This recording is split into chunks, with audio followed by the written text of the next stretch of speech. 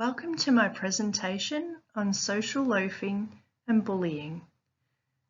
I'm talking about the relationship affecting children's behaviour in group work. An overview of this presentation: definitions of social loafing and bullying, a demonstration of how social loafing occurs in student group work in schools, some research that tests for cross-cultural influences of social loafing,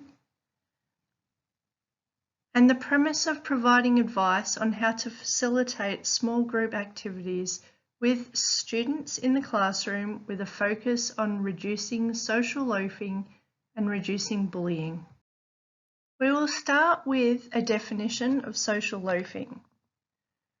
Social loafing is the phenomena that those who are working collectively or in a group are prone to exert less effort and produce less output than if they were performing a task alone. The phenomena suggests that because the group members are all pooling their effort to achieve a goal, each member contributes less than if they were individually responsible. One of the first experiments in social loafing was conducted by Ringelmann in 1913. Participants were asked to pull on a rope, both alone and in groups, and the participants' individual performance was measured. Ringelmann found that with increasing group size, the individual performance and contribution significantly decreased. There is a graph here to show that the increase of number of people in a group makes the individual output decrease. Ringelmann also found that though groups outperform individual output, groups usually do not perform to the extent that they could if everyone was working at maximum capacity. The four main causes of social loafing are lack of motivation, diffusion of responsibility, the size of the group, and the expectations of the group.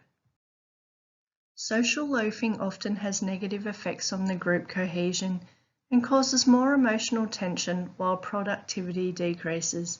This can lead to tension within the group, frustration, and bullying. Bullying is a pattern of behaviour that follows three characteristics. It contains intent, which means to cause pain either physically or through hurtful words or behaviour. Repetition, so it is done so repeatedly. And power, positions of power such as being bigger, stronger, or being perceived to be more popular. The incidence of bullying has been widely researched. The National Centre for Education Statistics in 2019 reported the following: 1 out of every 5 students report being bullied. That is 20.2% of all students. A higher percentage of those are male students compared to female students. A higher percentage of female students report being subject of rumours, 18% versus 9% for males, and being excluded from activities on purpose. 41% of students who had been bullied think that this will happen to them again.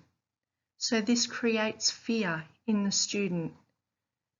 Students who have been bullied report that 42% of all bullying occurs in the classroom. School-based bullying prevention programs have been seen to decrease bullying by up to 25%. Bullying can have long-lasting effects for our children. Other than physical effects, children may experience emotional and mental health effects such as depression and anxiety that can lead to substance abuse and decreased performance at school. In more long-standing and severe cases, this can lead to suicide. Children who are at most risk of being bullied are those who are most vulnerable.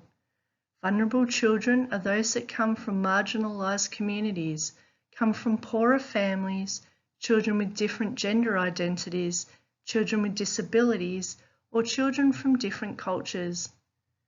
Children have the right to feel safe at school and to learn in an environment that is nurturing and respects their rights and their dignity. Prevention is the key to reducing bullying in children in our schools. At times, students are required to complete assessments or projects in groups.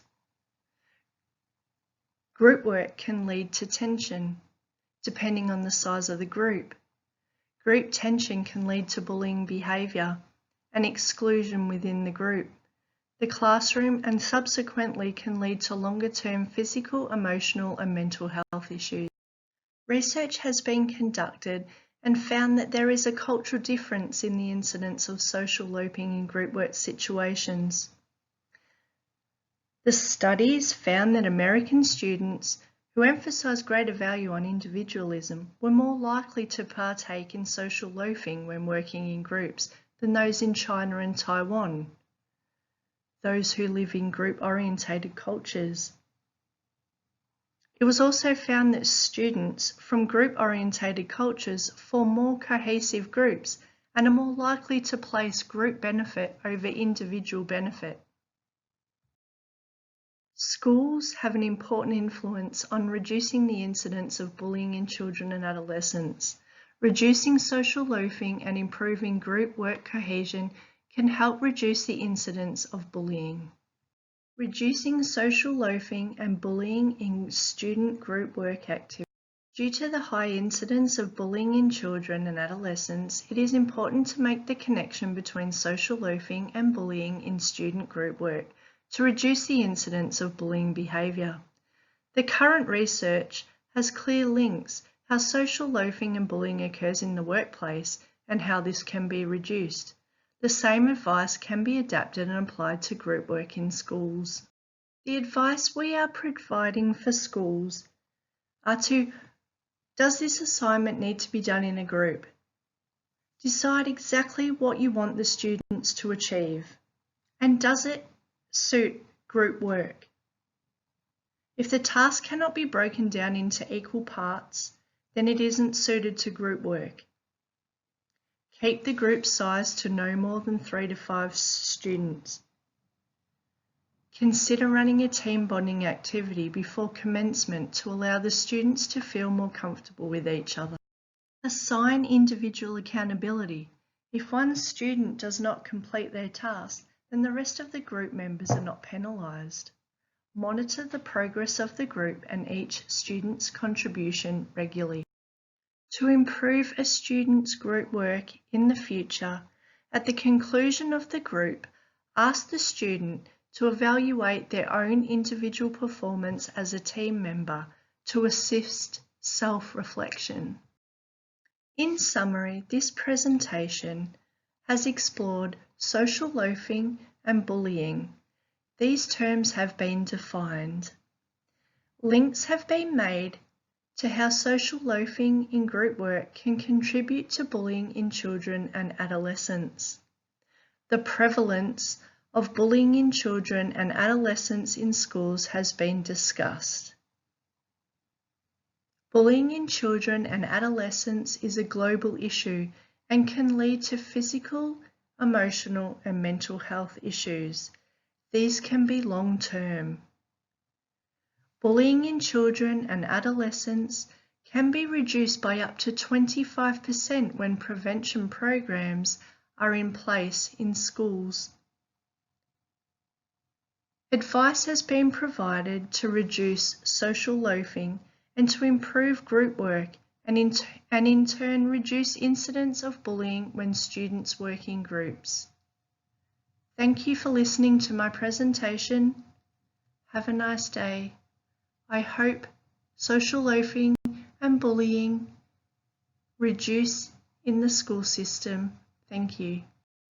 The following are a list of references that has been used to put this presentation together. Thank you for your time.